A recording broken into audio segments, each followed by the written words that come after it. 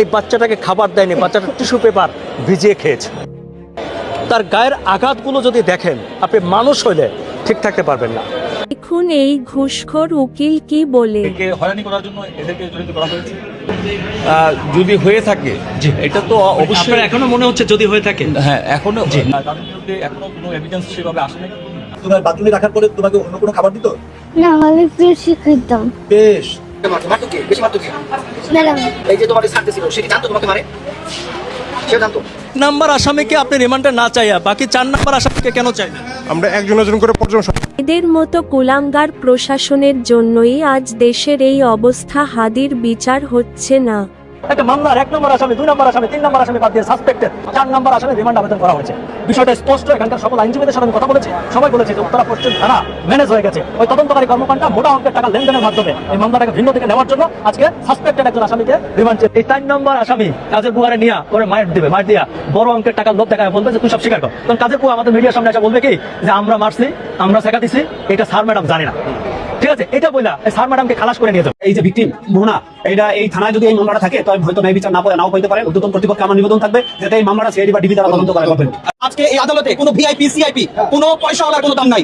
কোনো পয়সাওয়ালা এখানে পয়সা দিয়ে আইনকে আজকে কিনে নিতে পারবেন। আমরা সকল সাধারণ মানুষ এবং আইনজীবীরা আজকে এখানে মোহনা ন্যায় বিচারের জন্য আজকে 2 নম্বর আদালতে এসেছি এবং ন্যায় বিচার নিয়েই আমরা যাবো। কি বলেন? ইনশাআল্লাহ।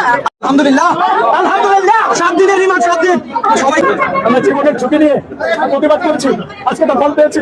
আমাদেরকে হুমকি দেওয়া হয়েছে, আমাদেরকে তুলে নিয়ে যাওয়ার হুমকি দেওয়া হয়েছে, মেরে ফেলার হুমকি দেওয়া হয়েছে। যার কারণে আজকে অহনার বিচারটা আদালত পর্যন্ত আসছে। আপনি কি সন্তুষ্ট?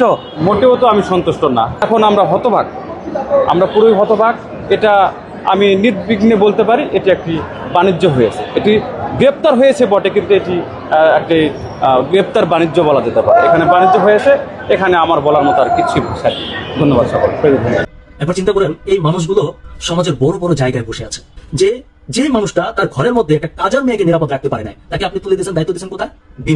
বিমানে যে এত অধপতন, এই যে বিমানের সেক্টরটা যে ধ্বংস হয়ে গেছে, বিমানের যাত্রী সেবায় যে পৃথিবীর মধ্যে নিম্নতম ভাবে ধস হয়েছে, এটি কি কারণে? এরকম কিছু মানুষ বিমানে আছে বলে। বিমানে এমন আরো বেশ কয়েকজন ডিরেক্টর আছে যাদের দুর্নীতিতে লন্ডভন্ড হয়ে যাচ্ছে বিমান সেক্টর। মানুষের সেবা দূরের কথা, বিমানের স্টাফরা পর্যন্ত শান্তিতে নেই এরকম কিছু কর্মকর্তার কারণে। যার বাসায় একটা শিশু নিরাপদ না, তার হাতে বিমান কিভাবে নিরাপদ হয়? আমরা খবর পেয়েছি তাদেরকে চালানোর জন্য উচ্চতর পর্যায়ে লবিং চলছে এবং খুব রিসেন্টলি তারা জামিন পেতে যাচ্ছে। তাদের জামিন ঠেকিয়ে দিতে হবে এবং জামিন পেয়ে যারা যদি বের হয়ে যায় তাহলে তাদেরকে জনগণের হাতে তুলে দিতে হবে। আমার কথা হচ্ছে, একে খুন্তি পড়া, একে আর এর বউকে খুন্তি পড়া দিয়ে তারপরে অ্যাকশন নিতে হবে। আপনারা রেডি থাকেন, প্রয়োজনে রাস্তায় নামতে হবে। আমি জানিয়ে দিলাম সবাইকে।